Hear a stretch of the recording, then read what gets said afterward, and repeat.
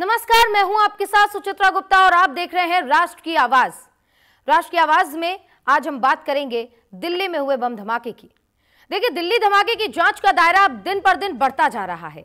जांच की आंच 4 राज्यों तक अब पहुंच चुकी है, यानी कि जांच एजेंसियां एक और दिल्ली में धमाके वाली जगह से सबूत इकट्ठे कर रही है और जांच एजेंसियां लगातार इस पर काम कर रही हैं, क्योंकि ये जो 4 राज्य जिसमें शामिल है जम्मू कश्मीर, यूपी का सहारनपुर यानी कि यूपी, जिसमें हरियाणा भी शामिल है, और अब दिल्ली, यानी कि 4 राज्यों में किस तरीके से ये मकड़जाल आतंकवाद का फैला हुआ है उसको लेकर लगातार छापेमारी चल रही है। अब देखिए, संदिग्धों के ठिकानों को जम्मू कश्मीर पुलिस और जांच एजेंसियां लगातार खंगाल भी रही हैं। इन सबके बीच आज यूपी एटीएस ने कानपुर में आरिफ नाम के एक और डॉक्टर को गिरफ्तार किया, जो आतंक के डॉक्टरों के नेटवर्क में शामिल था।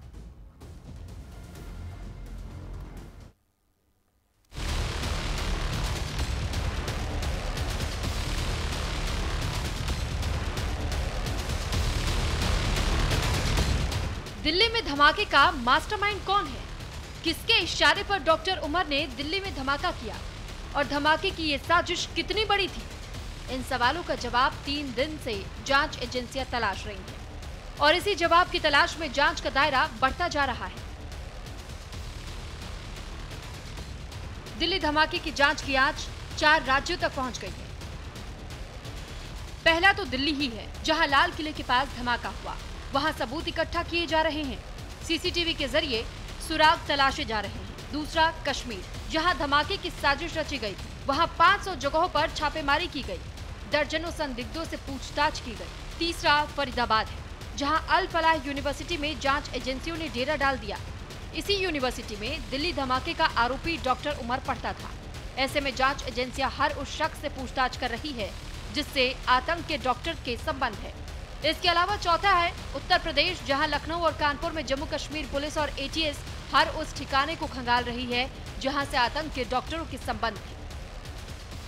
आज जम्मू कश्मीर पुलिस और यूपी एटीएस ने डॉक्टर परवेज अंसारी के ठिकानों को खंगाला। लखनऊ के रहने वाले डॉक्टर परवेज अंसारी के घर पर छापेमारी की कार्रवाई के बाद से सुरक्षा एजेंसियों के होश उड़ गए। दरअसल मड़ियाव इलाके में ये जो घर देख रहे हैं आप, ये परवेज अंसारी का है और छापेमारी के दौरान डॉक्टर परवेज अंसारी के घर से कई महत्वपूर्ण साक्ष्य बरामद किए गए हैं। पुलिस सूत्रों के अनुसार टीम ने कई संदिग्ध दस्तावेज, जिसमें एक हार्ड डिस्क, इलेक्ट्रॉनिक गैजेट्स और 6 कीपैड मोबाइल फ़ोन जब्त किए हैं। जब्त किए गए इन उपकरणों की अब फॉरेंसिक जांच की जाएगी, ताकि इनके अंदर छिपाए गए डेटा में आतंकी मॉड्यूल के पूरे नेटवर्क, फंडिंग और अगले संभावित ठिकानों का जो पता है वो लगाया जा सके। एक ओर परवेज अंसारी के घर से महत्वपूर्ण दस्तावेज बरामद किए गए, तो दूसरी ओर आतंक का ये डॉक्टर जहां पढ़ता था वहां भी यूपी एटीएस पहुंची। दरअसल डॉक्टर परवेज अहमद अंसारी लखनऊ की इंटीग्रल यूनिवर्सिटी में असिस्टेंट प्रोफेसर के पद पर तैनात था। वो एमबीबीएस स्टूडेंट्स को पढ़ाता था, साथ ही मेडिसिन विभाग के सीनियर डॉक्टरों के अंडर में मरीजों को देखता था। डॉक्टर परवेज ने 2021 में सीनियर रेजिडेंट के पद पर इंटीग्रल यूनिवर्सिटी ज्वाइन किया था। जिस डॉक्टर परवेज अंसारी के ठिकानों पर यूपी एटीएस और जम्मू कश्मीर पुलिस का छापा पड़ा, वो डॉक्टर शाहीन का भाई है।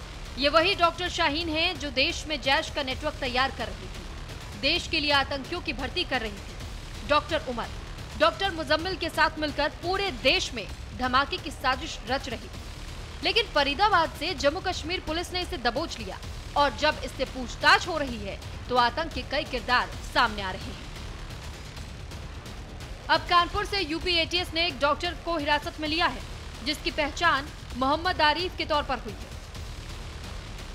डॉक्टर मोहम्मद आरिफ कार्डियोलॉजी का छात्र है। आरिफ लंबे समय से डॉक्टर शाहीन के संपर्क में था। कानपुर के अशोकनगर इलाके में किराए के फ्लैट में रह रहा था। वो जम्मू कश्मीर के अनंतनाग का रहने वाला है। डॉक्टर मोहम्मद आरिफ डॉक्टर शाहीन से पूछताछ के दौरान हुए खुलासे के बाद से एटीएस की रडार पर है।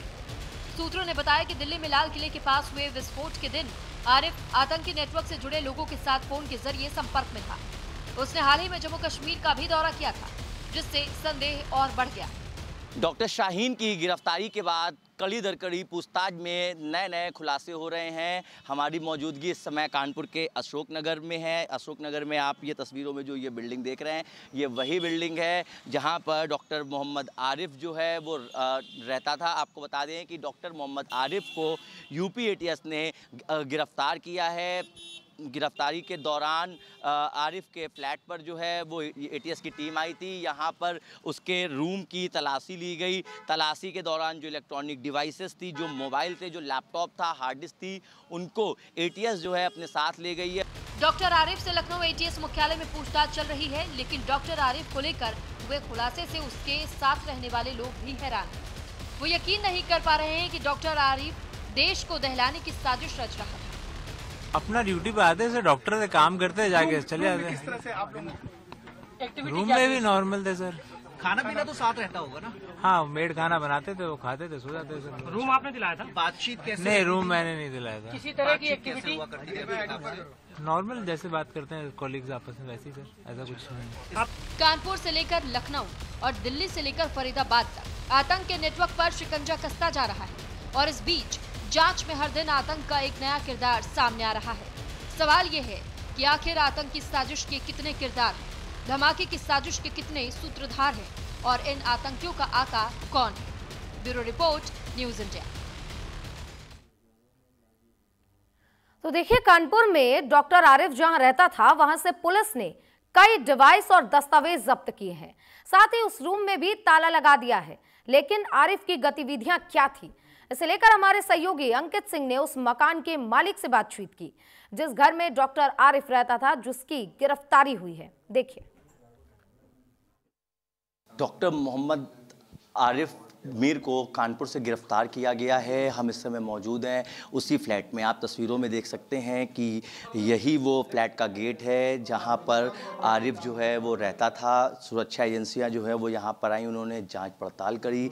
जांच पड़ताल के बाद यहां पर जो ताला है वो लगाया गया। ताला लगाने के बाद इस कमरे को बंद किया गया और जो इलेक्ट्रॉनिक डिवाइसेस थी या अन्य जो सामान था वो यहाँ से एटीएस जो है वो अपने साथ लेकर गई है। हमारे साथ बात करने के लिए यहाँ पर इस बिल्डिंग के लैंडलॉर्ड मौजूद है, ये उनसे बात करते हैं। दादा, यहाँ पर आरिफ जो है वो कब से रह रहा था? आरिफ 1 महीने से रह रहा था। एग्रीमेंट हमारा डॉक्टर अभिषेक से था 3-4 महीने पहले। वो इनको लाए थे कि हमारे पार्टनर हमारे साथ पढ़े हुए हैं, तो हमने उनकी आईडी वगैरह चेक की और वो उनके साथ रहने लगे। कितने लोग यहाँ पर रहते थे और क्या कभी कभी लोग यहाँ पर आते थे? कोई भी नहीं आता था। डॉक्टर अभिषेक और डॉक्टर आरिफ 2 लोग रहते थे, दोनों कार्डियोलॉजी में। आपको कैसे जानकारी हुई थी कि यहाँ पर एजेंसियाँ आई थी और उन्होंने जो है वो जांच करी? वो कल 7:30 बजे करीब आए 4 आदमी और सीधे ऊपर आए, फ्लैट खोलने लगे। तो मेरे बेटे ने कैमरे में पूछा भाई कैसे, तो उन्होंने कहा डॉक्टर साहब जो है सामान कुछ ले जाने के लिए कहा है। तो बेटे ने कहा ऐसे तो मैं नहीं ले जाने दूंगा, डॉक्टर साहब से बात कराइए। उन्होंने कहा ठीक है, इनको खोल लेने दीजिए, देख लेने दीजिए। भाई जिसका सामान था उसकी परमिशन थी। उसके बाद उन्होंने अंदर बंद करके 15 से 20 मिनट में उन्होंने अंदर क्या किया, फिर ताला बंद करके चले। आरिफ के अगर सामान्य व्यवहार की बात की जाए तो आरिफ का व्यवहार किस तरीके से था? भाई हमारी कभी उनसे कोई बातचीत नहीं होती थी। वो अपना उतरे, ओला बाइक आ जाती थी, वो उस पर बैठ के चले जाते थे। ना उनसे कोई मिलने आता था, ना वो किसी से दुआ सलाम भी करते थे। आरिफ रहने वाला कहाँ का था? जम्मू कश्मीर का। उसकी आईडी है हमारे पास। तो ये हमारे साथ मकान मालिक थे जिन्होंने बताया कि आरिफ जो है 1 महीने पहले यहाँ पर डॉक्टर अभिषेक के साथ में रहने आया था। फिलहाल आरिफ को जो है वो गिरफ्तार कर एटीएस की जो टीम है वो लखनऊ मुख्यालय ले गई है और वहाँ पर उससे लगातार पूछताछ जो है वो की जा रही है। वहीं यहाँ पर जो आरिफ का सामान था, जो इलेक्ट्रॉनिक डिवाइसेस थी, लैपटॉप थे, उनको एटीएस अपने साथ ले गई है और लगातार जाँच कर रही है। वहीं अगर सूत्रों की बात मानी जाए तो डॉक्टर आरिफ से पूछताछ के दौरान कई अहम खुलासे हो सकते हैं और एटीएस की जो यूनिट है वो इस विषय पर भी उससे पूछताछ कर रही है कि डॉक्टर आरिफ के डॉक्टर शाहीन से सिर्फ और सिर्फ एक डॉक्टर वाले संबंध थे या इस घटना में उसका भी कहीं ना कहीं हाथ था। कैमरा पर्सन शशांक शुक्ला के साथ मैं अंकित सिंह, न्यूज़ इंडिया, कानपुर। तो अब देखिए, जैश की कमांडर बताई जा रही डॉक्टर शाहीन से जुड़ा हर वो शख्स जांच एजेंसियों की रडार पर है जिसकी गतिविधियां संदिग्ध रही हैं। हर उस शख्स की जांच हो रही है जिसने डॉक्टर शाहीन बात किया करती थी। इधर जांच के घेरे में फरीदाबाद का अल फलाह यूनिवर्सिटी भी है, जो आतंक का अड्डा बन चुका है। इसी यूनिवर्सिटी से देश को दहलाने की साजिश रची गई थी, लेकिन अब इस यूनिवर्सिटी की मान्यता रद्द कर दी गई है। साथ ही इस यूनिवर्सिटी को कहां से फंडिंग मिल रही थी, इसके जांच के भी आदेश दे दिए गए हैं।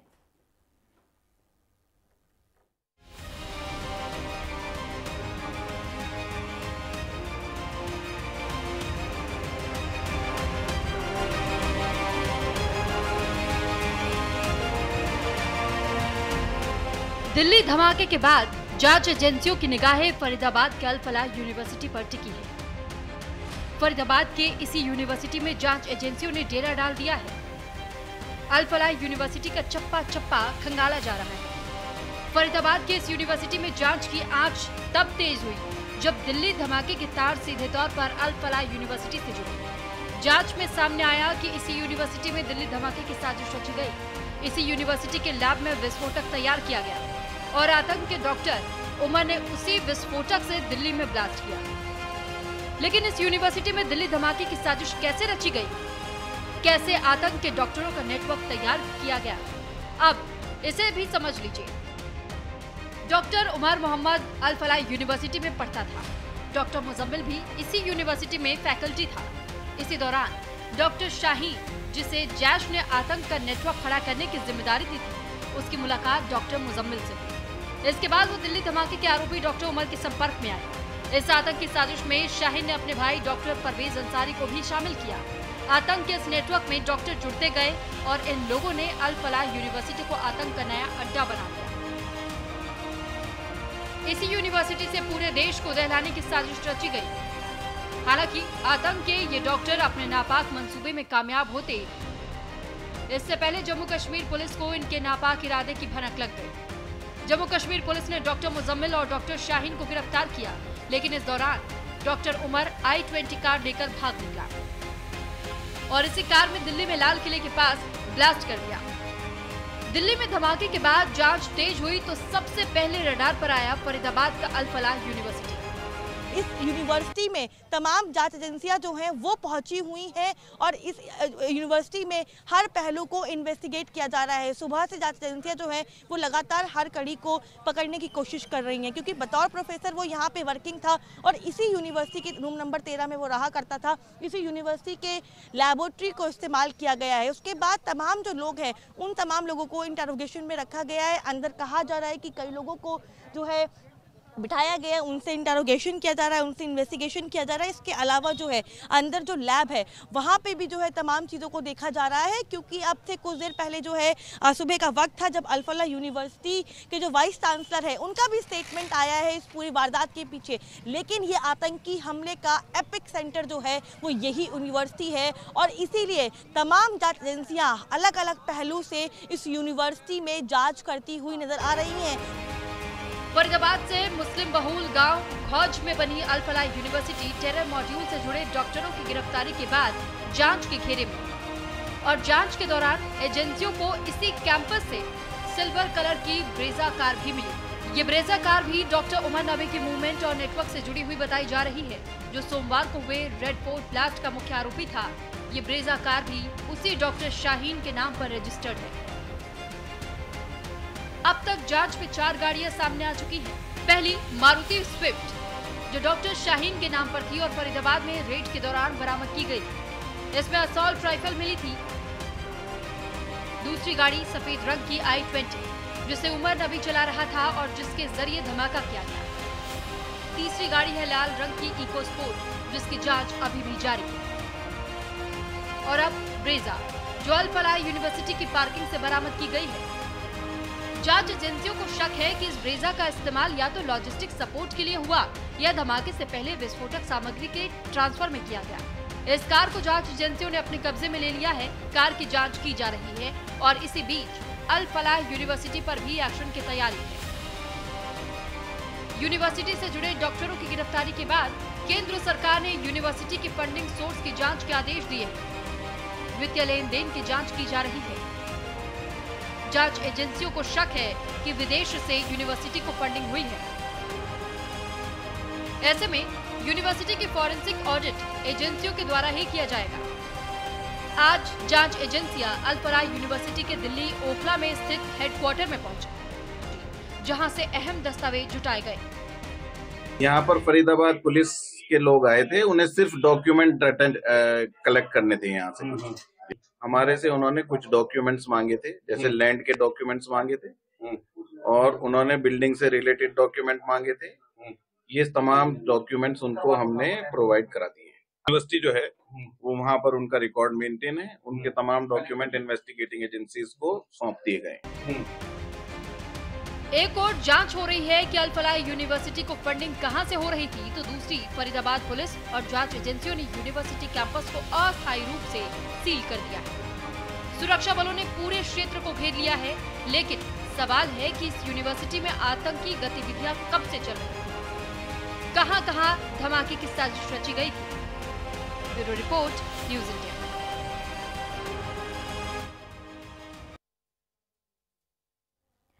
एक और दिल्ली ब्लास्ट